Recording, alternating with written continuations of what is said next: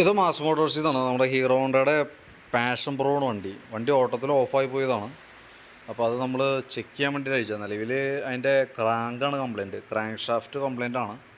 അതേപോലെ സിലിണ്ടർ പിസ്റ്റണൊക്കെ പോയി. Already cylinder പിസ്റ്റണൊക്കെ നല്ല രീതിയിൽ ഡാമേജ് ആയിട്ടുണ്ട്. മൊത്തം തേയ്മാനം വന്നിട്ട് നല്ല സ്ക്രാച്ചായിട്ട് കംപ്ലയിൻറ്റ് വന്നിട്ടുണ്ട്.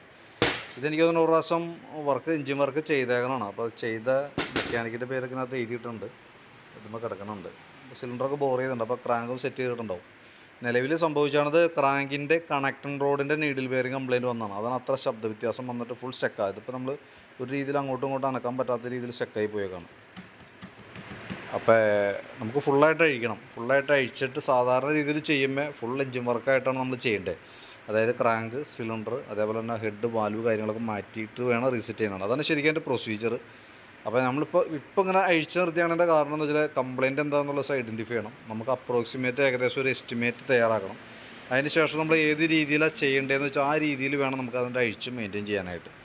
അപ്പോൾ നമ്മളിപ്പോൾ അഴിച്ച് നിർത്തിയാണതിൻ്റെ വേറൊരു കാര്യം കൂടി ഉണ്ട്. വണ്ടിക്ക് മുമ്പ് ഒരു ഇടിച്ചിട്ടുണ്ട്. ഇടിച്ചപ്പോൾ അതിൻ്റെ ഗിയറിൻ്റെ ഷാഫ്റ്റ് മൊത്തം ബെൻഡായിരിക്കുന്നുണ്ടോ. ശരിക്കും ഇവിടെ നിന്ന് നേരെ ഇങ്ങനെ വന്നതാണ് ഷാഫ്റ്റ്. അത് ഇടിച്ച് ബെൻഡായിട്ട് ഇങ്ങോട്ടേക്ക് മടങ്ങിയിരിക്കുകയാണ്.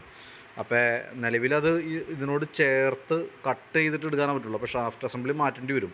ചേർത്ത് കട്ട് ചെയ്തിട്ട് പതുക്കെ മുട്ടി അകത്തേക്ക് എടുക്കണം.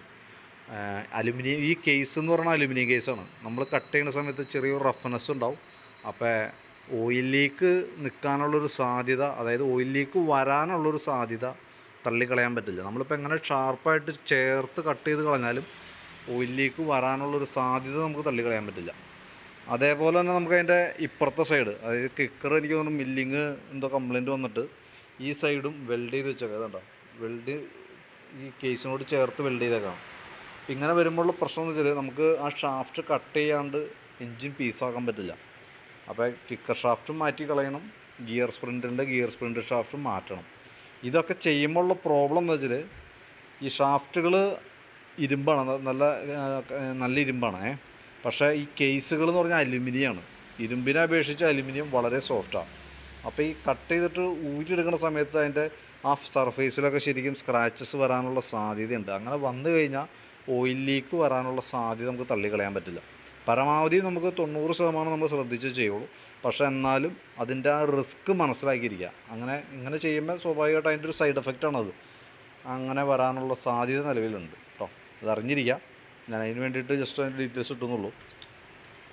ഇനിയിപ്പോൾ ചെയ്യുമ്പോൾ നമുക്ക് ശരിക്കും ക്രാങ്ക് ഷാഫ്റ്റ് ഒരു പ്രാവശ്യം സെറ്റ് ചെയ്തേക്കണതാണ്. അങ്ങനെ ഒരു പ്രാവശ്യം സെറ്റ് ചെയ്ത് കഴിയുമ്പോൾ പിന്നെ റിപ്പീറ്റ് മെയിൻറ്റെയിൻ ചെയ്യണതിൽ വലിയ കഥയില്ല ശരിക്കും.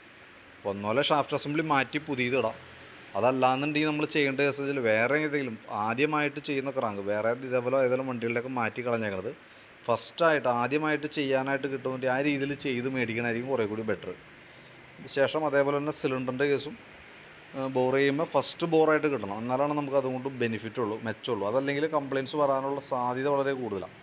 പിന്നെ അത് നമ്മൾ ശ്രദ്ധിക്കേണ്ട കേസ് എന്ന് വെച്ചാൽ ഓൾറെഡി കംപ്ലയിൻറ്റ്സ് നമ്മളിപ്പോൾ ഫുള്ളായിട്ട് അഴിച്ച് പാർട്സ് മാറ്റി ചെയ്യണ ക്വാളിറ്റി ഒന്നും ബോർ ചെയ്ത് ചെയ്യുമ്പോഴൊന്നും പ്രതീക്ഷിക്കേണ്ട. അതൊന്നും കിട്ടാനും സാധ്യത കുറവായിരിക്കും കേട്ടോ. അപ്പോൾ അറിഞ്ഞിരിക്കുക. ഞാൻ ബാക്കിയത്തെ അതിൻ്റെ ഡീറ്റെയിൽസ് അയച്ചതിന് ഞാൻ ഇത് മൊത്തം പീസാക്കണേക്കാൾ മുമ്പ് തന്നെ നമുക്ക് ഏകദേശം ഒരു എസ്റ്റിമേറ്റ് ആക്കാം. എന്നിട്ട് അതിൻ്റെ ഡീറ്റെയിൽസ് നമുക്കൊന്ന് നോക്കിയിട്ട് എത്ര വരും എന്നൊക്കെ നോക്കി ഏകദേശം ഒരു ധാരണയിൽ വേണം നമുക്കത് അഴിക്കാനായിട്ട് കേട്ടോ. അപ്പോൾ എന്തായാലും അതിൻ്റെ ബാക്കിയത്തെ ഡീറ്റെയിൽസ് നാളെ തരാം. ഓക്കെ.